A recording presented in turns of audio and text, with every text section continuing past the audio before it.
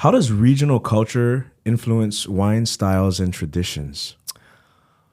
So I think that one, I'm not sure which one influences which, I'll say. So I think in many ways, those things, they grow together. So in the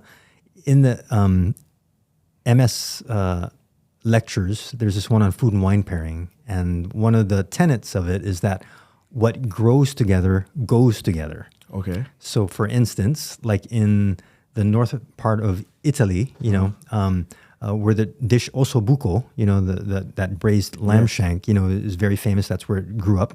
Love that. Also, the home of Nebbiolo. So Nebbiolo is a natural pear, or in my opinion, aged Nebbiolo goes really, really well with ossobuco because they grow together. Generally speaking, I would think in human nature, if you're growing something that didn't really taste too good with what was around that area, you might kind of adjust your philosophy and maybe test a different plant or a different grape varietal and say maybe Syrah might be better with it or something. Maybe not. But there's dozens of examples of that, particularly in Europe. Much older cultures, obviously, but I think also there are certain cultures that latch on to certain things too. So an example of that for me would be in Japan, right? So Japan doesn't necessarily have a huge wine growing culture. It's definitely, on the move. There's some really fabulous wines coming out of Japan these days. But they've latched onto it, seeing that there's a whole host of wines that pair really, really well with their traditional cuisine. Very, very elegant wines, very, very soft wines, purity, wines that have a lot of purity to them, which mirrors a lot of the traditional Japanese cuisine, right? So that, I think, you can see one is built together and one is perhaps just kind of, influencing the other as well, And I think for us, particularly in American culture, this one winemaker actually kind of elucidated it for me. He said that wine was kind of looked at as a luxury, but it should be a grocery in American culture. In European culture, it's a grocery. Like people used to go and fill like big tanks of it, like from a barrel, like super every day. That's what they drank. And in American culture, and certainly in my own ethnicity, we didn't drink wine very much at all. So but learning to drink it and learning that these certain wines go well with this particular type of cuisine, that's where it starts to influence it. So in Europe, it's definitely more a part of their culture, their daily culture, and they're not looking at wine so much as to catch a buzz. It's more to accent or complement the cuisine that they're having, and it really reflects the area in which it's grown.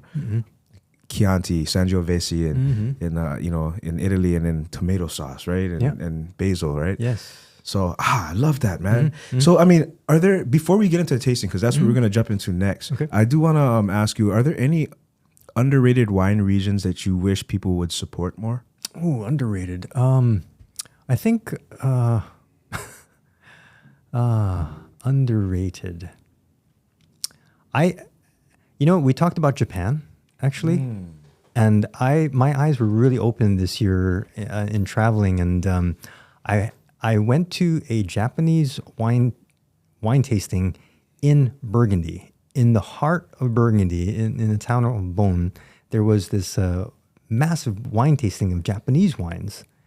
And what do you mean, Japanese wines? Yeah, like literally. So these Japanese winemakers came over. It's called Salon du Vin Japonais, and they're about 30 or 40 different winemakers from Japan who made the trip over to Burgundy to host this tasting in the middle of Burgundy, in one of the most classical wine growing regions in Europe. But they hosted this Japanese wine tasting, and not all of them were to my liking, but I found some really amazing wines there from Japan. Like what?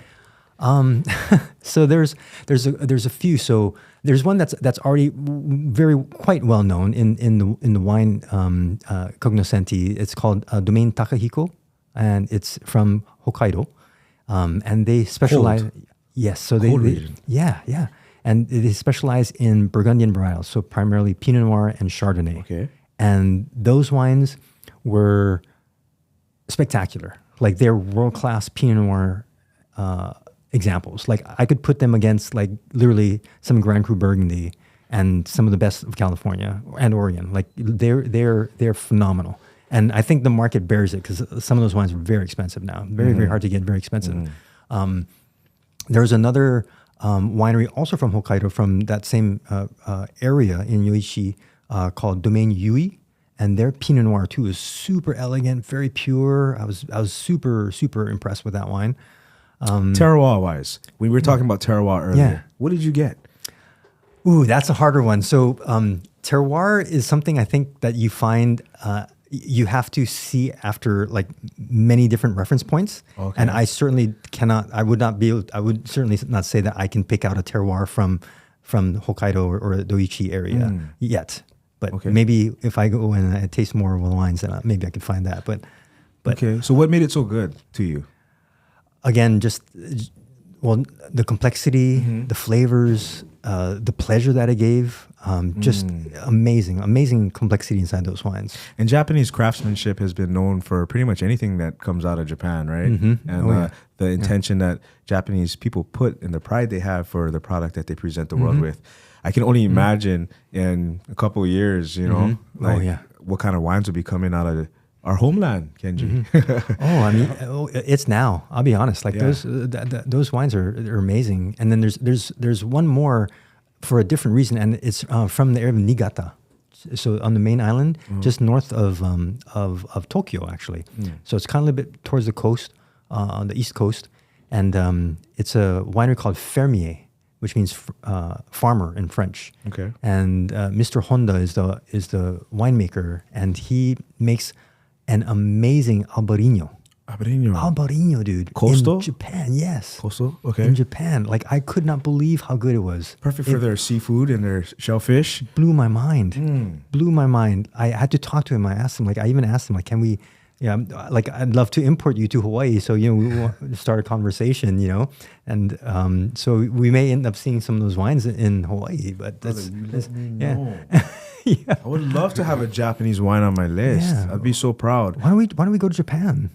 I would love to, bro. Taisei Discovers featuring Roberto Viernes. I know. I still gotta update my passport. Oh yeah. Yeah. But we do want to film something in Japan sometime, and especially imagine us doing a segment on Japanese wine in Japan. Oh, that'd be awesome. I mean, you guys could do that. Well, let's manifest that, man. Let's figure that out. Do it. Yeah. And bring some of those wines back to the Aina so we can share, bro. It'd be awesome. So I mean, I know it's not super like on everyone's radar, but I think Japan should be on people's radar. But I'm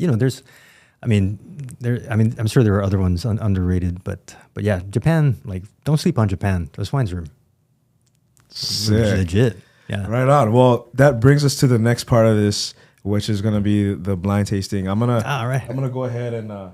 Hey, just real quick. Oh, yeah, Let me throw this in. Because I heard you say something, Roberto, about... Yes. You said a master in French?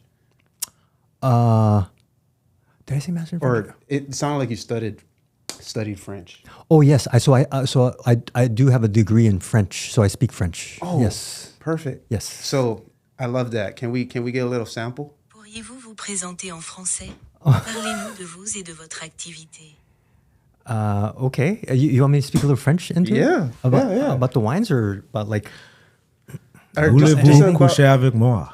Okay. Or just that's what everyone says. I know, yeah. Everybody, it's the song. It's the song. No, because you'll be the first one to introduce a non-English language. Oh, on wow, Taisei okay. Discovers. So I want to address the larger audience that is the world. Okay. That is non-English speaking. Right. We have someone who can speak. So could you just kind of spit maybe a little blurb about yourself? It might be easier to talk maybe about the champagne. Yeah. That'd be kind of cool, right? Yeah. The champagne. Ooh. Okay. I didn't know you speak French. Oh, yeah. I did. Well, yeah. It's not something I There learned we go. today. Okay. Yeah. Yeah. Good? Yep. Okay.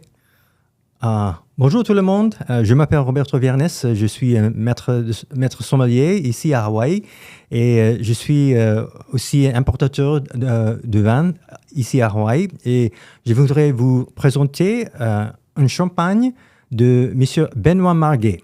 Ça c'est le Chaman 21. Ça, c'est un super champagne. C'est Benoît, il pratique le biodynamie dans le vignoble. Il est un pionnier de cette pratique dans le vignoble en Champagne, à peu près les ans de 2000, je crois. Et maintenant, tous ces vins, c'est produit des raisins en biodynamie. Donc, Chaman, c'est un mélange de Pinot Noir et Chardonnay. C'est 80% Pinot Noir et 20% Chardonnay. C'est très, très fraîche. Il y a un bissu de terroir dans le vin, mais c'est très rafraîchi et c'est très élégant. Ça, c'est un des plus... ça vous donne beaucoup de plaisir pour boire le champagne de Benoît Marguet. Merci. Merci. I heard champagne and Pinot Noir. I heard were you talking about the percentages? Yes. Yes. Yeah. Dope. I feel French, man. Yeah. All right. That was dope. Thank you, bro. I was a little stuttering there, but yeah. It's okay. It's okay, bro. Everybody's gonna be like, damn. I thought